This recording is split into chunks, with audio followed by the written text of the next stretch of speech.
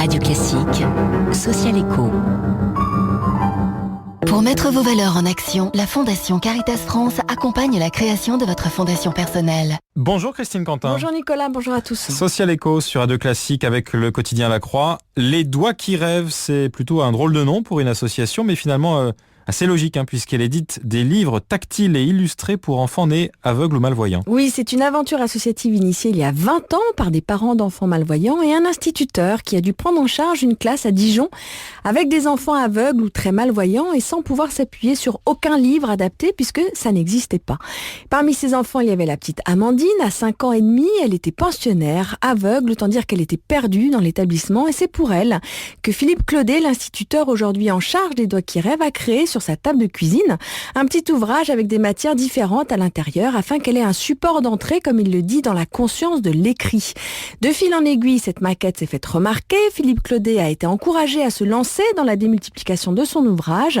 20 ans après, l'association produit 220 titres, c'est 36 000 livres par an vendus dans 16 pays et plusieurs emplois créés. Impressionnant. Pour parvenir à un tel nombre de titres, j'imagine que l'association a diversifié les thématiques de ses publications. Absolument. Aujourd'hui, les Doigts qui rêvent proposent des livres éducatifs pour favoriser le lien entre les parents et les enfants qui naissent aveugles, des livres pour les classes de maternelle, de la littérature jeunesse, des livres d'artistes, des romans pour les préados, tout cela en partie traduit dans 7 langues. Dans un autre registre, l'association édite aussi une collection d'essais sur les sujets de la cécité et de la malvoyance dans leurs aspects historiques, théoriques, pratiques, en s'appuyant sur des bénévoles qui traduisent des textes piliers sur ces sujets édités à l'étranger. C'est aujourd'hui une équipe de 6 personnes, dont une qui fait de la recherche appliquée sur l'imagerie tactile. Depuis le départ, les ouvrages sont réalisés un à un par un chantier d'insertion d'une dizaine de personnes en recherche d'emploi. Comment l'association entend poursuivre son développement ? Alors, elle s'oriente de plus en plus vers l'international. Il faut dire que depuis le départ, Philippe Claudet a conduit une démarche européenne pour mutualiser les savoirs et la distribution.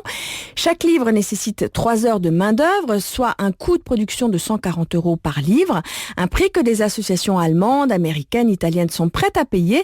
Là où c'est plus difficile en France, le premier client des Doigts qui rêvent sont la bibliothèque publique, puis les écoles auxquelles l'association vend ses livres à 60 € et à 25 € pour les parents afin qu'il n'y ait pas de discrimination par les moyens. Mais tout cela nécessite que Philippe Claudet court les subventions, le sponsoring, le mécénat pour compenser le manque à gagner, ce qui est moins le cas à l'international. Et maintenant, la prochaine étape est de pouvoir proposer des livres distribués via Internet avec une même histoire, mais plusieurs options de couleurs et de matières pour personnaliser sa commande. Merci Christine. Pour en savoir plus sur ces petits livres très utiles, rendez-vous sur internet www.ldqr.org, LDQR comme les Doigts qui rêvent.